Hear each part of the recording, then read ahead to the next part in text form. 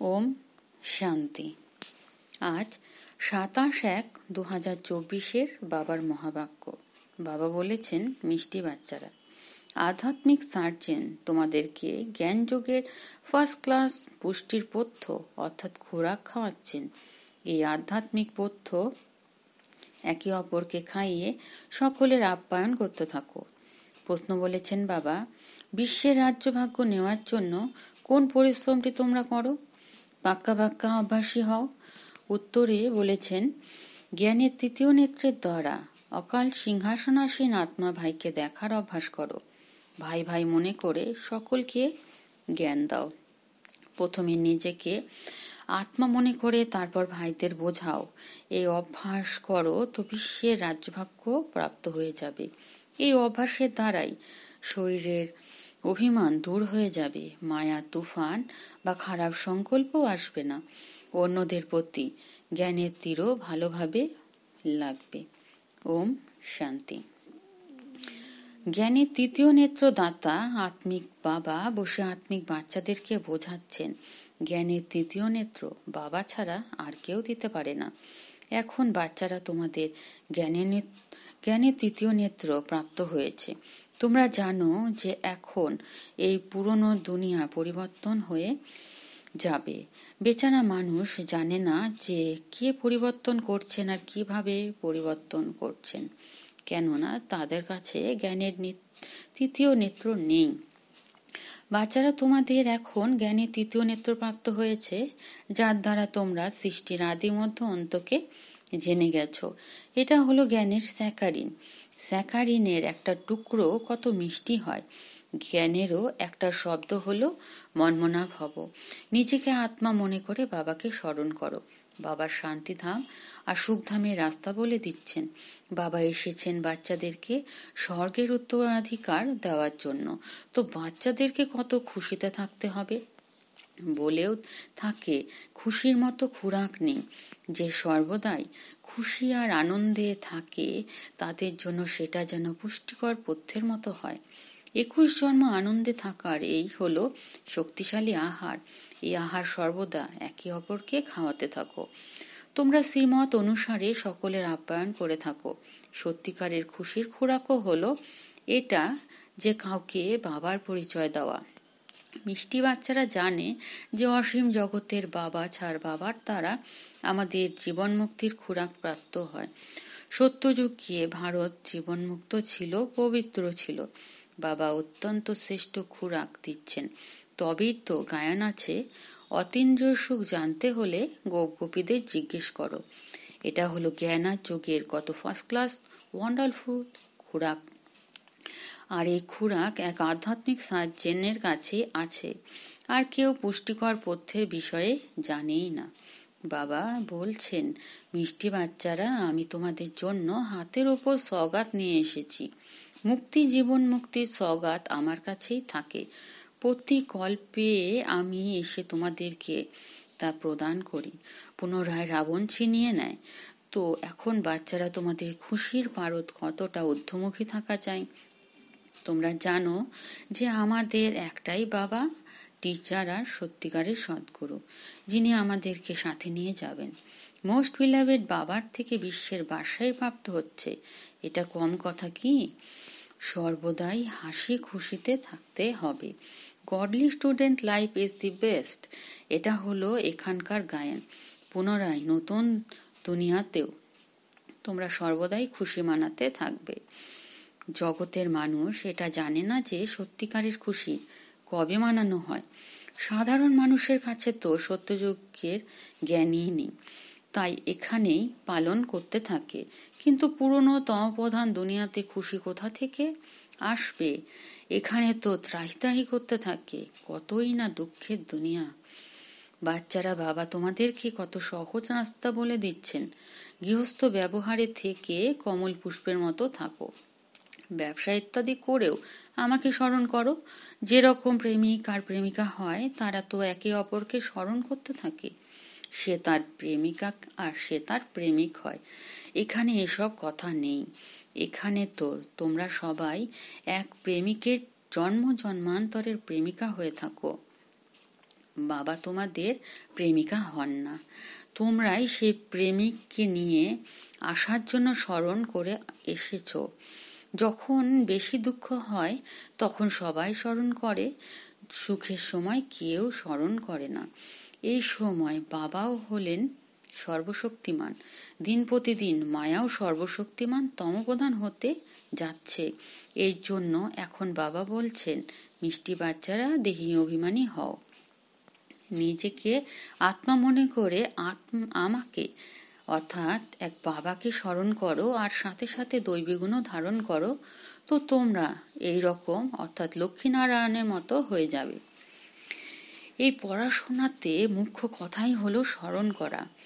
উচ্চ থেকে উচ্চতম বাবাকে অত্যন্ত প্রেম স্নেহের সাথে স্মরণ করা উচিত। এই বাবাই হলেন নতুন দুনিয়ার স্থাপনকর্তা। বাবা বলছেন, বাচ্চারা, আমি এসেছি তোমাদেরকে বিশ্বের মালিক বানাতে। এই জন্য এখন আমাকে স্মরণ করো, তো তোমাদের অনেক জন্মের পাপ বিনাশ হয়ে যাবে। পতিত পাবন বাবাকে আহ্বান করে, তাই না? তো এখন বাবা এসেছেন, তো অবশ্যই পাবন হতে হবে। বাবা হলেন দুঃখ হরণকারী, সুখ প্রদানকারী। অবশ্যই সত্যযুগে পবিত্র দুনিয়া ছিল, তো সবাই সুখী ছিল।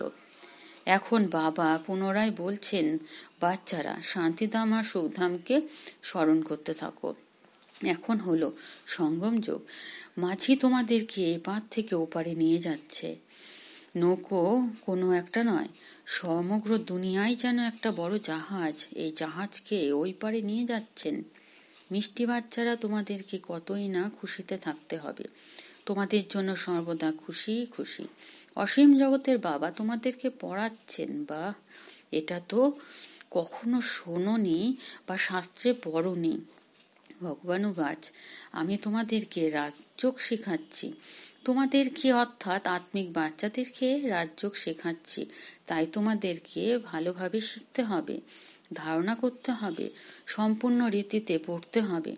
পড়াশোনাতে নম্বরের ক্রমানুসার তো হতেই থাকে। নিজেকে দেখতে হবে, আমি উত্তম, মধ্যম নাকি কনিষ্ঠ। বাবা বলছেন, নিজেকে দেখো, আমি উচ্চ পদ প্রাপ্ত করার যোগ্য হয়েছি, আধ্যাত্মিক সার্ভিস করছি।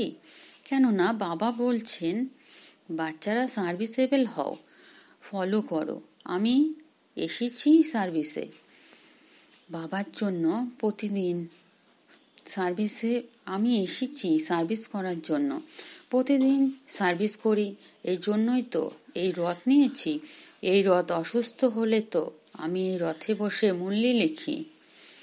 মুখ দিয়ে তো বলতে পারি না, তাই আমি লিখে দিই যাতে বাচ্চাদের মূল্য মিস না হয়। তো আমিও সার্ভিসে রত আছি, তাই না? এটা হলো আধ্যাত্মিক সার্ভিস। বাবা মিষ্টি মিষ্টি বাচ্চাদেরকে বোঝাচ্ছেন, বাচ্চারা, তোমরাও বাবার সার্ভিসে লেগে যাও। On God's fatherly service. সমগ্র বিশ্বের মালিক বাবাই তোমাদেরকে বিশ্বের মালিক বানাতে এসেছেন। যে ভালো পুরুষার্থ করে তাকে মহাবীর বলা হয়। দেখা যায় কে মহাবীর, যে বাবার ডাইরেকশনে চলে। বাবার আদেশ হলো, নিজেকে আত্মা মনে করে ভাই ভাইকে দেখো। এই শরীরকে ভুলে যাও। বাবাও এই শরীরকে দেখে না। বাবা বলছেন, আমি আত্মাদের দেখি। এছাড়া এটা তো জ্ঞান আছে যে আত্মা শরীর ছাড়া কথা বলতে পারে না। আমিও এই শরীরে এসেছি, লোন নিয়েছি। শরীরের সাথেই আত্মা পড়াশোনা করতে পারে। বাবার বসার স্থান হলো এখানে।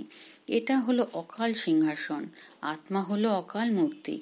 আত্মা কখনো ছোট বড় হয় না, শরীর ছোট বড় হয়। যে সমস্ত আত্মারা আছে তাদের সকলেরই স্থান হলো এই ভ্রীকুটির মাঝে। শরীর তো সকলের ভিন্ন ভিন্ন হয়। কারোর অকাল সিংহাসন হলো পুরুষের, কারো অকাল সিংহাসন হলো স্ত্রীর, কারোর অকাল সিংহাসন হলো বাচ্চার। বাবা বসিয়ে বাচ্চাদেরকে আধ্যাত্মিক ডিল করা শেখাচ্ছেন। যখন কারোর সাথে কথা বলো তো প্রথমে নিজেকে আত্মা মনে করো। আমি আত্মা অমুক ভাইয়ের সাথে কথা বলছি। বাবার বার্তা দাও, বলো সে বাবাকে স্মরণ করো। স্মরণের দ্বারাই মরচে সরে যায়। সোনার মধ্যে যখন খাদ দেওয়া হয় তখন সোনার ভ্যালুই কম হয়ে যায়। তোমাদের আত্মাদের মধ্যেও মরিচা পড়ার কারণে তোমরা ভ্যালুলেস হয়ে গেছো। এখন পুনরায় পবিত্র হতে হবে। আত্মারা তোমাদের এখন জ্ঞানের তৃতীয় নেত্র প্রাপ্ত হয়েছে। এই নেত্র দিয়ে নিজের ভাইদেরকে দেখো। ভাই ভাইকে দেখলে কর্মেন্দ্রিয় কখনো চঞ্চল হবে না। রাজ্যভাগ্য নিতে হবে, বিশ্বের মালিক হতে হবে, তো এই পরিশ্রম করো। ভাই ভাই মনে করে সবাইকে জ্ঞান দাও, তাহলে এই অভ্যাস পাক্কা হয়ে যাবে। তোমরা হলে সত্যিকারের ব্রাদার্স। বাবাও ওপর থেকে এসেছেন, তোমরাও এসেছিলে। বাবা বাচ্চাদের সাথে সার্ভিস করছেন। সার্ভিস করার জন্য বাবা সাহস প্রদান করছেন। সাহসী বাচ্চা সহায়তায় বাবা এই প্র্যাকটিস করতে হবে। আমি আত্মা ভাইকে পড়াচ্ছি। আত্মা পড়ছে, তাই না? একে স্পিরিচুয়াল নলেজ বলা হয়, যেটা আত্মিক বাবার থেকেই প্রাপ্ত হয়। সঙ্গমে বাবা এসে এই নলেজ প্রদান করেন যে নিজেকে আত্মা মনে করো। তোমরা অশরীরী এসেছিলে, পুনরায় এই শরীর ধারণ করে আর তোমরা 84 জন্ম পার্ট প্লে করেছ। এখন পুনরায় বাড়ি ফিরে যেতে হবে। এর জন্য নিজেকে আত্মা মনে করে ভাই ভাইয়ের দৃষ্টি দিয়ে দেখতে হবে। এই পরিশ্রম করতে হবে। নিজের জন্য পরিশ্রম করতে হবে। অন্যের জন্য আমার কি আসে যায়। চ্যারিটি বিগিনস অ্যাট হোম, অর্থাৎ প্রথমে নিজেকে আত্মা মনে করে তারপর ভাইদেরকে বোঝাও, তাহলে ভালোভাবে তীর লাগবে। এই শক্তি ভরে দিতে হবে। পরিশ্রম করলে তবেই উৎপাদ পাবে। বাবা এসেইছেন ফল দেওয়ার জন্য, তাই পরিশ্রম তো করতেই হবে, কিছু সহ্য করতে হবে।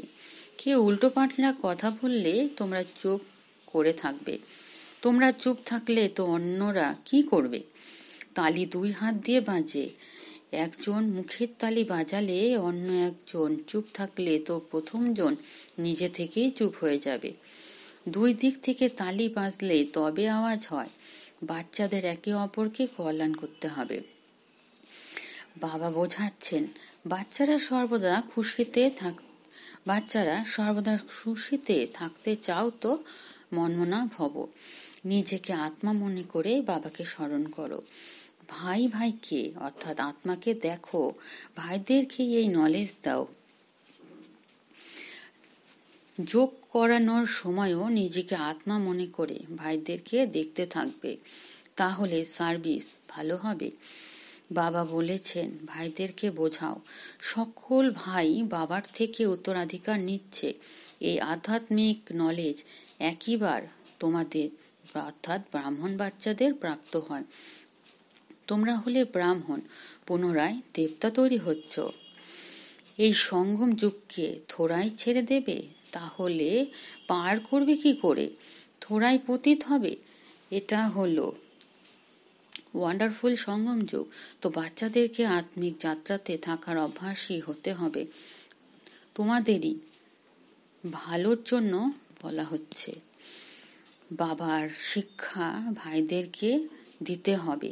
বাবা বলছেন আমি তোমাদেরকে অর্থাৎ আত্মাদেরকে জ্ঞান শোনাচ্ছি। আত্মাদেরকেই দেখছি। মানুষ মানুষের সাথে কথা বলার সময় তার মুখ দেখে, তাই না? তোমরা যখন আত্মার সাথে কথা বলবে তো আত্মাকেই দেখবে। যদিও শরীরের দ্বারা জ্ঞান শোনাও, তথাপি এখানে শরীরের অভিমানকে ত্যাগ করতে হবে। তোমরা আত্মারা বুঝতে পারছো যে পরমাত্মা বাবা আমাদেরকে জ্ঞান প্রদান করছেন। বাবাও বলছেন আমি আত্মাদেরকে দেখি। আত্মারাও বলছে আমরা পরমাত্মা বাবাকে দেখছি, তার থেকে নলেজ গ্রহণ করছি। একে বলা হয় স্পিরিচুয়াল জ্ঞানের লেনদেন আত্মার সাথে আত্মার সাথে আত্মার মধ্যে জ্ঞান আছে, আত্মাকে জ্ঞান শোনাতে হবে। এটাই হলো শক্তি। তোমাদের জ্ঞানে এই শক্তি এসে গেলে তো যে কাউকে জ্ঞান বোঝানোর সাথে সাথেই তিল লেগে যাবে। বাবা বলছেন প্র্যাকটিস করে দেখো, তিল লাগে, তাই না? এই নতুন অভ্যাস ধারণ করতে হবে, তাহলে শরীরের অভিমান দূর হয়ে যাবে, মায়ার তুফান কম আসবে, খারাপ সংকল্প আসবে না, ক্রিমিনালাই থাকবে না। আমরা আত্মারা 84 জন্মের চক্র লাগিয়েছি, এখন নাটক সম্পূর্ণ হচ্ছে। এখন বাবার স্মরণে থাকতে হবে। স্মরণের দ্বারাই তমপ্রধান থেকে শতপ্রধান হয়ে শতপ্রধান দুনিয়ায় মালিক হয়ে যাবে। কত সহজ, তাই না? বাবা জানেন যে বাচ্চাদেরকে শিক্ষা দেওয়াও আমার পাঠ, কোনো নতুন কথা নয়। প্রত্যেক 5000 বছর পর আমাকে আসতে হয়। আমি বন্ধনে আবদ্ধ হয়ে আছি। বাচ্চাদেরকেও বসে বোঝাচ্ছি, মিষ্টি বাচ্চারা আত্মিক স্মরণের যাত্রাতে থাকো, তো অন্তমতি তথাগতি হয়ে যাবে। এটা হলো অন্তিম সময়, তাই না?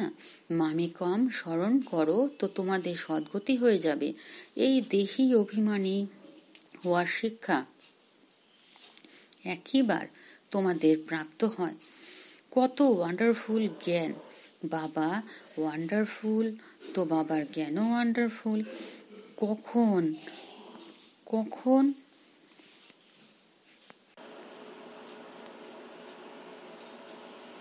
কত ওয়ান্ডারফুল জ্ঞান! বাবা ওয়ান্ডারফুল, তো বাবার জ্ঞানও ওয়ান্ডারফুল। কখন আসেন কেউ বলতে পারেন না। এখন বাড়ি ফিরে যেতে হবে। এর জন্য বাবা বলেছেন, মিষ্টি বাচ্চারা এটা প্র্যাকটিস করো। নিজেকে আত্মা মনে করে আত্মাদেরকে জ্ঞান শোনাও। তৃতীয় নেত্র দ্বারা ভাই ভাইকে দেখতে হবে, এতেই অনেক পরিশ্রম করতে হবে। আচ্ছা, মিষ্টি মিষ্টি হারানিধি বাচ্চাদের প্রতি মাতা পিতা বাপ দাদার স্মরণে স্নেহ সমনার সুপ্রভাত। আত্মাদের পিতা ওনার আত্মারূপী বাচ্চাদেরকে জানাচ্ছেন নমস্কার। আর আমরা আত্মারূপী বাচ্চারা আমাদের আত্মিক মাতা পিতা বাপ দাদাকে জানাচ্ছি আমাদের স্নেহ সুমন সুপ্রভাত আর নমস্কার।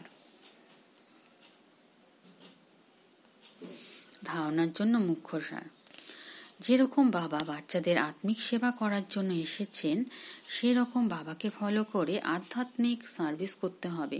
বাবার ডাইরেকশন অনুসারে চলে খুশির পুষ্টিকর আহার খেতে এবং খাওয়াতে হবে। 2 বলেছেন বাবা, কেউ উল্টো পাল্টা কথা বললে চুপ করে থাকো, মুখ দিয়ে তালি বাজাবে না, সহ্য করতে হবে। বরদান বলেছেন বাবা, দৃঢ়তার শক্তির দ্বারা মন বুদ্ধিকে সিটের ওপরে সেট করে সহযোগী ভব। বাচ্চাদের বিস্তারে বলেছেন, বাচ্চাদের বাবার সাথে ভালোবাসা আছে, সেই জন্য শক্তিশালী হয়ে স্মরণে বসার, চলার, সেবা করার অ্যাটেনশন অনেক দিচ্ছ।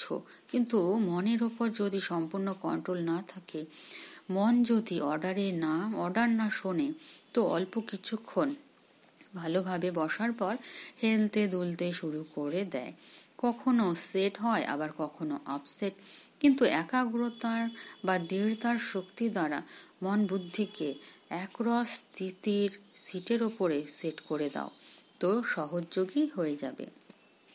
স্লোগান বলেছেন বাবা, যা কিছু শক্তি আছে সেগুলোকে সময় অনুসারে ইউজ করো, তাহলে খুব ভালো অনুভব হবে। অব্যক্ত সাইলেন্সের দ্বারা ডবল লাইট ফয়স্তা স্থিতির অনুভব করুন। এখন প্রত্যেক ব্রাহ্মণ ব্রহ্মা বাবার সমান চৈতন্য চিত্র হবে। লাইট আর মাইট হাউসের ঝাঁকি হবে। সংকল্প শক্তির সাইলেন্সের ভাষণ তৈরি করে কর্মাতীত ডবল লাইট ফয়স্তা স্টেজের ওপর বরদানের মূর্তির পার্ট প্লে করো, তবে সম্পূর্ণতার নিকটে আসবে। সে কর্মাতীত স্টেজের আধারের ওপর যার যার প্রতি যে সংকল্প করবে তার কাছে সে সংকল্প পৌঁছে যাবে। আচ্ছা, ওম শান্তি।